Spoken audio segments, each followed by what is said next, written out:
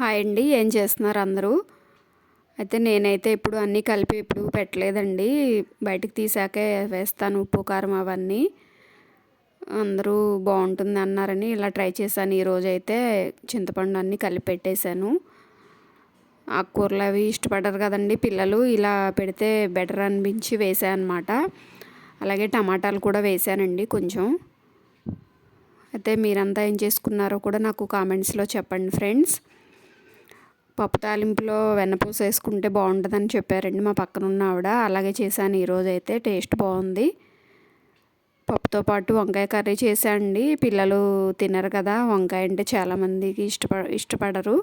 అందుకని పప్పు వండాను వాడి కోసం.